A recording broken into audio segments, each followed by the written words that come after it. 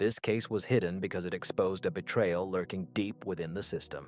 But today, I will tell you how an insurance branch managed to leave 500 families in the dark after a devastating hurricane. For years, no one dared to speak of it. A quiet scandal buried beneath the facade of corporate responsibility. It started innocuously enough, an insurance company operating in Akron, Ohio, under the name of a shell corporation. The branch, known internally as Red Oak, handled claims for property damage across several states, but no one suspected the storm was just the beginning. The first signs surfaced in September 2011, when the reports of widespread damage from Hurricane Irene flooded the claims department. Thousands of policyholders called, desperate for help. Among them was Danielle Ruiz, a mother of 3 living in Queens, New York. Her house was flooded, her belongings ruined. She submitted her claim on September 3rd. It was routine, until the checks never arrived. I remember reviewing the initial files. Nothing out of the ordinary at first glance, but the pattern was suspicious. Some claims from the same region, similar damage descriptions, yet delayed or denied without clear explanation. I ran the numbers. Zip codes, policy IDs, claim totals, an unusual subset was systematically excluded from payouts. Didn't this seem strange to you from the very beginning? This is when doubt started to creep in. I questioned the local claims adjusters, but they were tight-lipped. Policyholders just need to wait, they said. But I knew better. Something was going on beneath the surface. Then I discovered internal memos, encrypted marked confidential, do not distribute, detailing a covert operation. A shadow team within the branch was manipulating claims. They called it Operation Red Moon. The goal, minimize payouts by any means necessary. Subtle delays, fabricated documentation, ghost damage reports. Would you have noticed this detail in the file? The key was in the metadata, hidden timestamps, altered claim histories. Someone had been erasing or tampering with digital records. I traced the digital footprints back to a shadow clinic operating out of a strip mall in Fresno, California, linked to the same corporate shell. It was a shell, a front for ghost repairs, fake assessments, unregistered minors, fraudulent invoices. And who was behind it?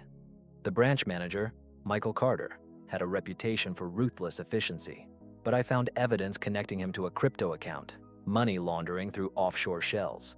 The scheme was bigger than just claims processing. It was a full-scale operation, secret, compartmentalized, protected by layers of silence. The families suffered in silence.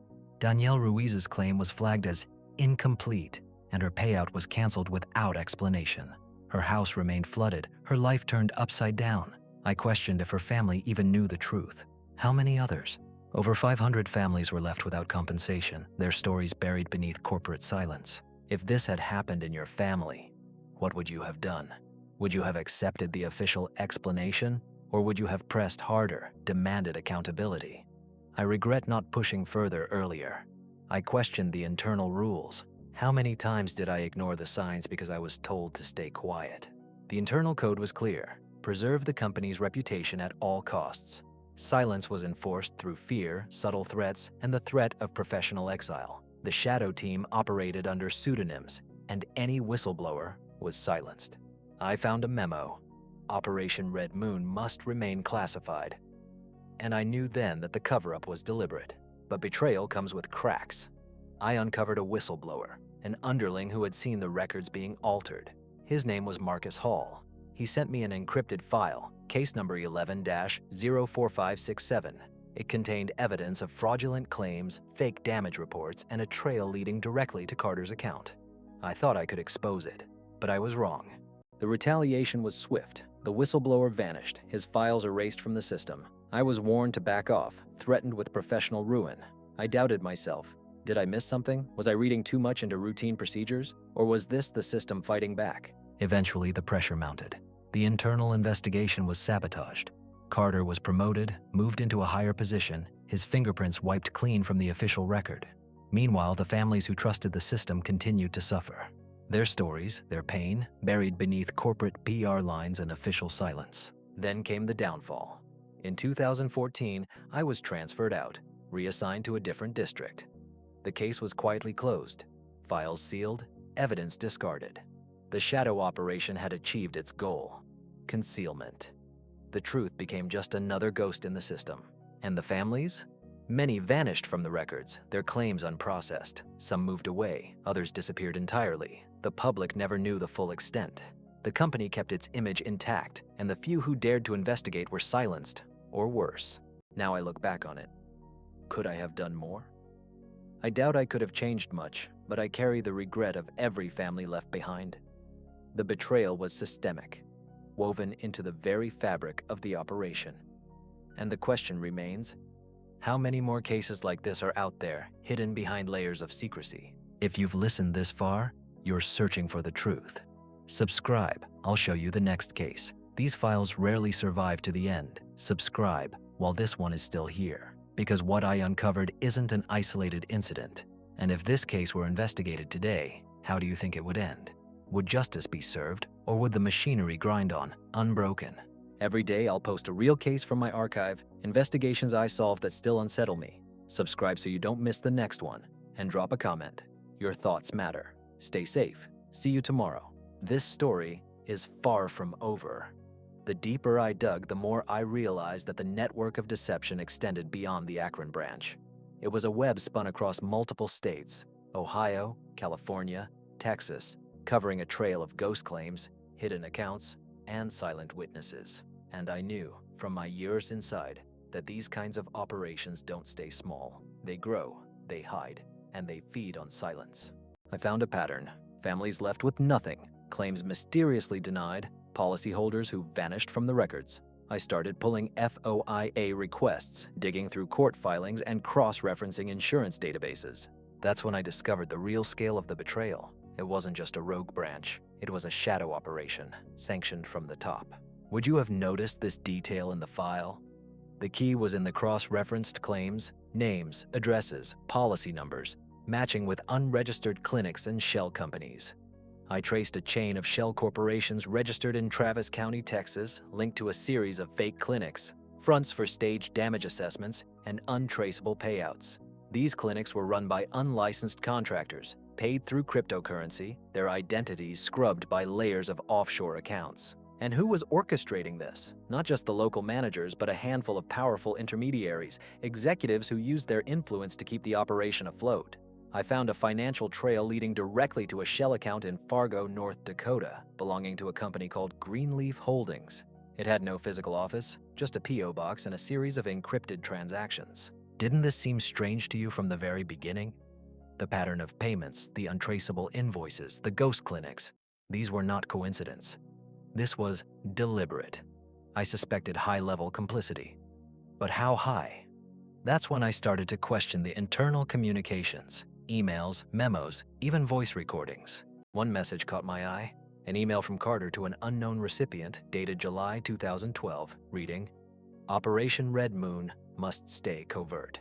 No exceptions. The board's eyes are on us." The board. Who? I wondered. Was this just a branch operation, or was there a directive from corporate headquarters? The more I looked, the more I doubted everything I'd been told. The official narrative was a lie. The families, those 500 families I mentioned, had been sacrificed to protect the real money. The insurance payouts had been redirected, siphoned off into offshore accounts, used to fund other shadow operations. And the betrayal cuts even deeper. I uncovered a hidden family, Danielle Ruiz's brother, who had started asking questions. He had dug into his sister's case and found discrepancies. His name was Marcus Hall. Yes, the same whistleblower I mentioned before. He had been silenced, but not before leaving clues. If this had happened in your family, what would you have done? Would you have given up, or would you have kept digging? Because I did, and I found myself questioning the very foundation of what I thought I knew about justice. The internal code was clear. Protect the company, silence the whistleblowers, and bury the evidence. Carter had connections that reached into the local DA's office. I found a record, case number 11-05876, marked resolved, with a suspiciously quick closure. I wondered, did they buy off the prosecutors? Or was it intimidation? The cracks in the system widened. I learned of a secret meeting in a hotel conference room in Fresno, an off-the-record gathering of executives, lawyers, and accountants. I obtained a partial transcript. They discussed mitigating risk, containing the fallout, and protecting the brand. I realized then, this was not just about insurance claims, it was a cover for a multi-layered criminal enterprise. And the families? They continued to suffer, their stories fading into the background noise of corporate indifference. Most of them never even knew what happened, only that the checks stopped coming, and their lives were shattered. Would you believe me if I told you that this shadow operation was still active? That the machinery is still running, just beneath the surface? Because I have proof. Internal documents, encrypted files, and a network of contacts still too afraid to speak openly. The downfall came quietly. In late 2014, after a series of leaks and anonymous tips, the investigation was shut down. The evidence was confiscated, the witnesses silenced, and Carter disappeared from the public eye. The company issued a vague statement about internal restructuring, but I knew better. It was a cover-up. And the families?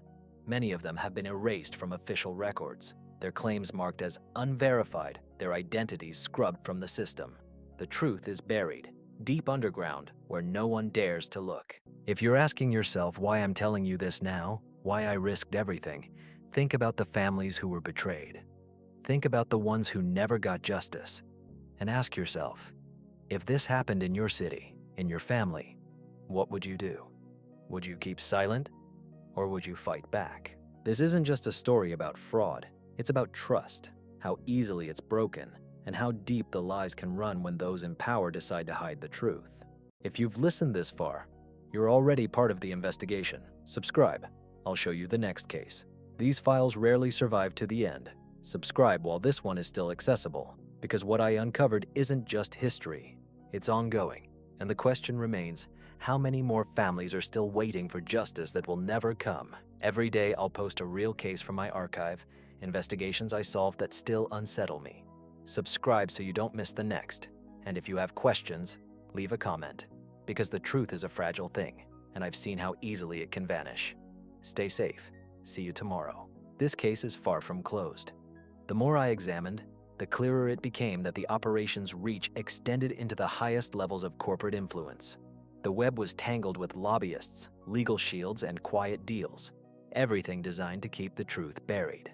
I uncovered a key document, an internal briefing titled Project Shield, dated late 2012, that outlined plans to manage public perception and neutralize threats. What's most disturbing is how this network operated under the guise of legitimate business. The shadow clinics in Fresno, the offshore accounts, these weren't isolated incidents. They were part of a pattern, a deliberate strategy to divert payouts, silence claims, and profit from catastrophe. I found evidence connecting the operation to a secret division within a major insurance conglomerate, one that specialized in risk mitigation through covert means. Would you have noticed this detail in the file? The connection was hidden in a series of encrypted emails between Carter and an executive at Atlas Insurance, based in Queens, New York. The emails referenced adjusting the risk profile and contingency plans. They discussed disabling certain claims before they reached the review stage. How many families were caught in the crossfire? How many claims were deliberately sabotaged? I questioned the families, those who dared to speak. Danielle Ruiz's brother, Marcus Hall, became a symbol of resistance. He had gathered evidence, bank statements, witness testimonies, even recordings of secret meetings. But then, suddenly, he vanished. Just like that. No trace. The operation had a way of making witnesses disappear, physically or digitally. I wondered, how many families or whistleblowers are still in the dark, silent, waiting for justice that will never come?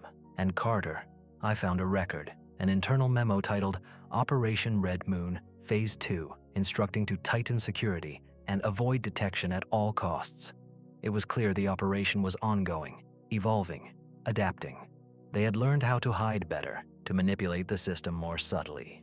It was no longer just about insurance. It was about control, over information, over lives, over the very truth. If this had happened in your family, what would you have done? Would you have accepted the silence or fought to uncover what was hidden? I know I ask too many questions, but I've spent decades inside the system, seeing how easy it is to be deceived. I've seen good people broken, honest claims dismissed, and families left to pick up the pieces of their shattered lives. The downfall came quietly, as I said. In late 2014, a series of leaks exposed enough to trigger internal investigations, but the investigation was quickly shut down. Evidence disappeared, witnesses recanted, and Carter was quietly reassigned again? The official story was that it was all a misunderstanding, a miscommunication, a technical glitch. But I know better. And the families? Some simply vanished. Their claims marked as unsubstantiated. Their identities erased from the system. I found a file, case number 14-02345, marked as closed due to insufficient evidence. But I knew it was just another lie. The truth had been hidden behind layers of bureaucratic obfuscation. Would you believe me if I told you this operation is still active? That these shadow tactics are still used in secret? Because I have proof. Internal reports, encrypted exchanges, and a network of insiders too afraid to speak openly. This isn't just history, it's ongoing. And I wonder, how many more families are still waiting, unaware of the betrayal lurking just outside their reach? How many claims are still being manipulated? How many lives secretly altered? The question gnaws at me, because if I've learned anything, it's that the system protects itself first. Justice is a second thought. If you've made it this far, if you're still listening, you're already part of the investigation. Subscribe. I'll show you the next chapter. These files rarely survive, and this one was never meant to be shared. But I've leaked enough to make you question what's real and what's just a cover-up. Every day, I'll post another case, another hidden story from my archive, cases that still haunt me, cases that reveal how deeply corruption can take root. Subscribe so you don't miss the next reveal, because the truth is dangerous, more dangerous than most realize. And the question remains, how many more families will remain silent, their stories forever lost in the shadows? This isn't just about insurance or money, it's about trust, something fragile and precious, exploited and shattered by those who will do anything to stay in control. Stay vigilant, because in the end, the real story is about what they don't want you to see. And I've seen it all. Every day I'll keep digging, every day I'll keep exposing, because someone has to. See you tomorrow. This story is far from over. The more I uncovered, the darker it became. Behind the veneer of corporate legitimacy, I realized a much larger operation was at play, one that spanned multiple states and hidden corridors of power. I found a pattern in the claims data. Families in Ohio, Texas, and California systematically denied, their records altered or erased. It was no accident. It was a calculated scheme. I traced the money trail again, this time to a secret account in Wilmington, Delaware, registered under a false name. The transactions were encrypted, yet I managed to decipher enough. Large transfers from offshore entities, moving into shell companies registered in Nevada, the kind that only exist on paper. These shell companies, I learned, were connected to a clandestine network of phantom contractors, unlicensed repair crews, and fake assessment teams, all coordinated to defraud the system and siphon cash. Would you have noticed this detail in the file? The link was in the invoices, digital signatures that didn't match legitimate repair companies. I cross-checked addresses and found dozens of clinics listed in unremarkable strip malls or vacant storefronts, all tied to the same shell companies. They appeared and disappeared from the records like ghosts. And who was orchestrating this? Not just Carter, but a shadow figure I identified as the broker, an anonymous figure whose encrypted emails referenced extraction points and risk mitigation strategies.